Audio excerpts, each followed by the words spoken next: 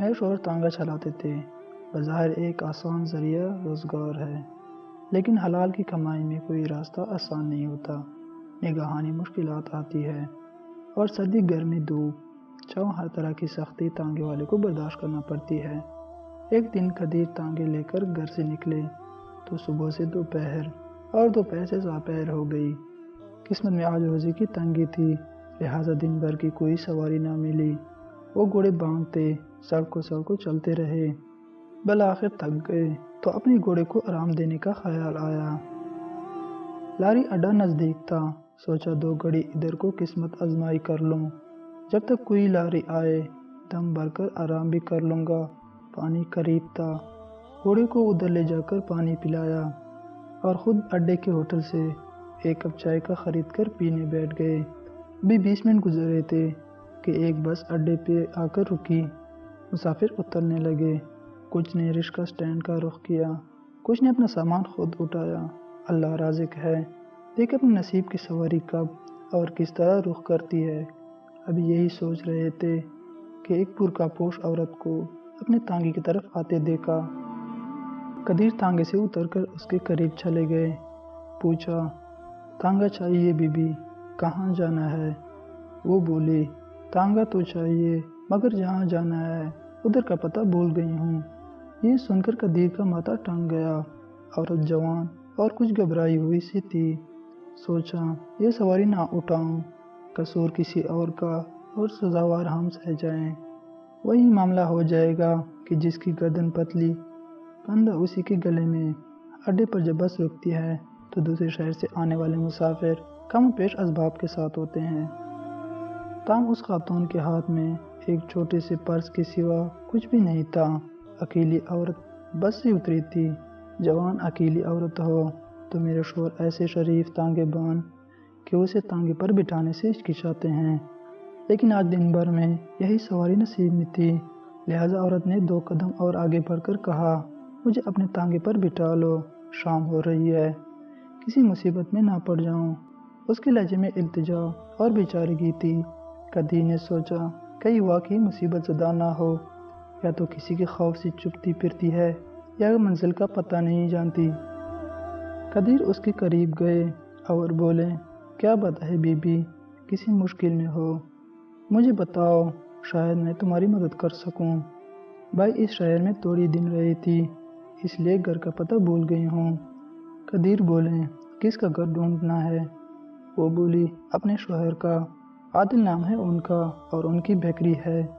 دراصل 5 برس پہلے میری شادی ہوئی اور میں سیالکوٹ سے بیاہ کر یہاں آ گئی۔ 3 ماہ بعد ایک روز سان سے جھگڑا ہو گیا اور میں کے چلے گئی، تب سے آج واپس اس شہر میں آیا ہوں۔ اب تمہیں میرے شوہر کا گھر ڈھونڈنا ہوگا۔ قدیر نے کہا، اچھا بی بی تم تانگے میں بیٹھ جاؤ، ہم آگے چل کر بات کرتے ہیں، یہاں کچھ لوگ تمہاری متوجہ ہو رہے ہیں۔ جب یہ سڑک پر آئیں تو قدیر نے تانگے کی رفتار آہستہ کر لی۔ اچھا بی بی اب بتاؤ کدھر جانا ہے؟ دراصل اڈا ٹھیک جگہ نہیں ہے، وہاں پر کماش کے لوگ ہوتے ہیں، اگر کسی غلط آدمی کے ہتھے چڑھ جاتے تو تمہارے لیے مشکل ہو جاتی، اس لیے میں نے وہاں زیادہ بات کرنا مناسب نہ جانا۔ یہ چھوٹا سا شہر ہے، شوہر کے گھر کا پتہ بھول گئی ہو، پھر بھی نام سے اور تھوڑا بہت اندازہ ہو تو بندہ مل جاتا ہے۔ بلال مسجد کی طرف بیکری تھی ان کی، اگر دکان مل جائے تو عادل بھی مل جائیں گے۔ قدیر اسی شہر کے باشندے تھے اور ہم برسوں سے یہاں رہ رہے تھے۔ انہوں نے ذہن پر زور دیا، عادل کی بیکری یاد نہ آئی۔ ہاں بلال مسجد کا پتہ تھا، ادھر کو چل دیے۔ راستے میں جو بیکری آئی رک کر عادل کا پوچھا، بھلا آخر چودھری بیکری والا عادل کو جانتا تھا؟ اس نے صحیح پتے کی رہنمائی کر دی۔ قدیر نے ایک بار درشتی سے کہا، دیکھو بی بی، غلط بیانی سے کام مت لینا، اگر جھوٹ بول رہی ہو تو ابھی اسی وقت اتر جاؤ، کہیں ایسا نہ ہو کہ تمہاری وجہ سے بھی میں کسی مصیبت میں پھنس جاؤں، اغوا کے کیس میں دھر لیا جاؤں۔ 5 بچے ہیں میرے، ایک شریف بیوی ہے، ہم بہت غریب لوگ ہیں، جھوٹ بول رہی ہو تو برائے مہربانی میرے تانگے سے اتر جاؤ، روپے چاہیے تو مجھ سے لے لو اور کوئی دوسرا تانگا کر لو۔ درست لہجہ سن کر وہ عورت بیچاری گھبرا گئی، کہنے لگی، میرے بھائی تانگے والے قسم سے میں جھوٹ نہیں بول رہی۔ آپ شک نہ کریں، اگر مجھے سچ سب کچھ نہ بتاؤ گی تو میں تم کو واپس لاری اڈے لے جا کر اتار دوں گا۔ ویسے بھی آج میری روزی نہیں لگی ہے، نہ جانے کیسا دن تھا۔ لڑکی نے کہا، آپ کو کرایہ دے دوں گی، پریشان نہ ہو بابا، میرے پاس پیسے ہیں۔